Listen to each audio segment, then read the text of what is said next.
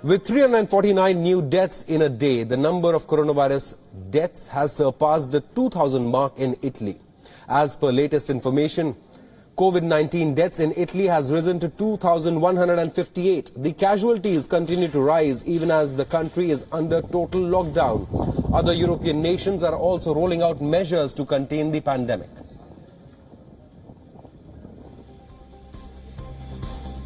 In France, President Emmanuel Macron has announced restrictions on movement as coronavirus deaths in France rose to 148. In fact, France is deploying over a lakh police officers to ensure that residents abide by lockdown measures.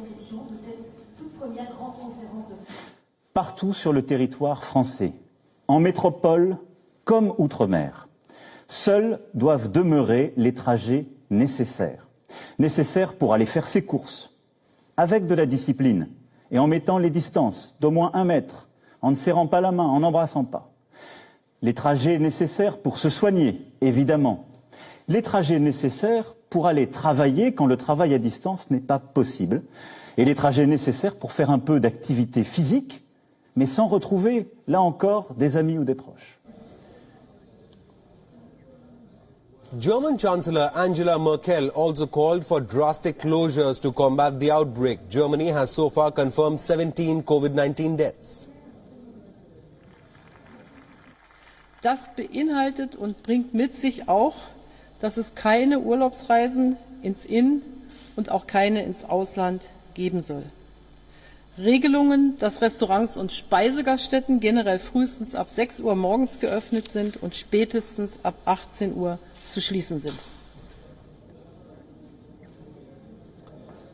Meanwhile, Spain has confirmed another high-profile coronavirus case. This as Catalonia's regional leader announced that he has tested positive for the infection.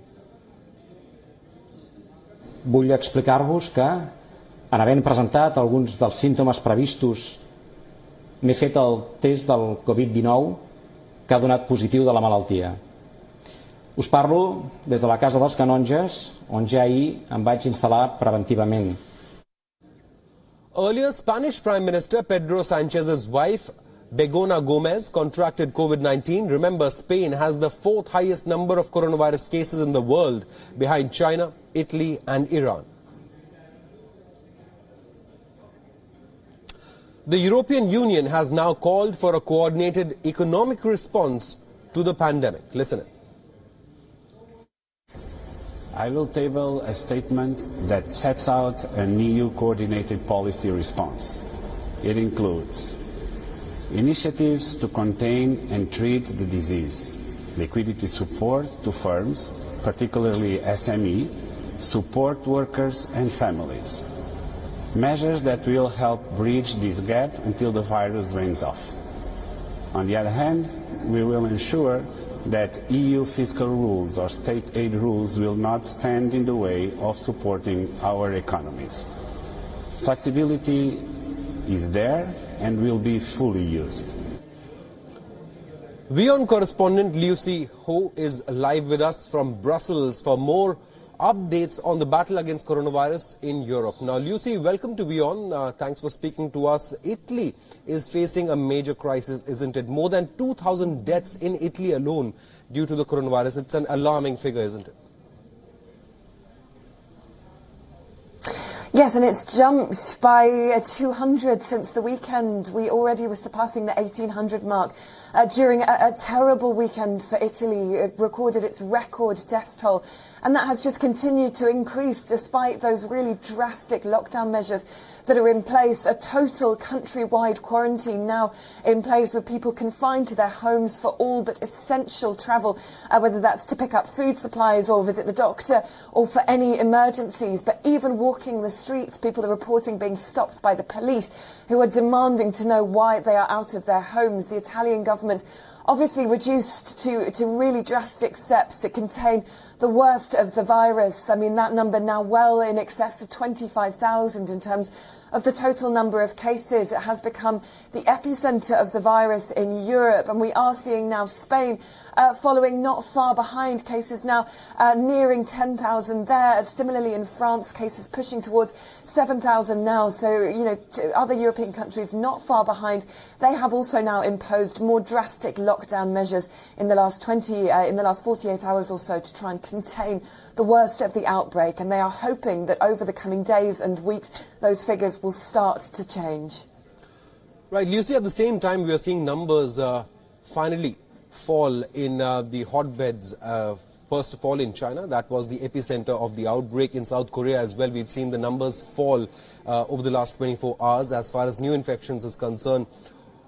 How confident are Italian authorities and medical authorities of other European nations like Spain and Germany, and by when do they expect to get a grip on this outbreak? Well, everybody seems to be working by a timetable of 2 to 3 weeks, where certainly the restrictions here in Brussels are in place until April the 3rd. So there is a hope that with 2 to 3 weeks of quite drastic confinement measures, that the rate of new infections will start to reduce. But that is clearly easier to do in a country like China, where, you know, the Chinese government were able to carry out what was effectively state surveillance of citizens, where it was much easier for them to put in very, very drastic quarantine measures. In a country like Italy, you know, that is clearly a different situation. But we are confident now. What we're hearing from the Italian government is that, you know, citizens are following these restrictions. There are few cases being reported of people not abiding by these rules. And certainly in France, you know, Emmanuel Macron, the French president, has deployed 100,000 police officers to the streets of France to enforce these new measures. And anyone caught on the street without good reason to be out there will be fined as much as €135. So,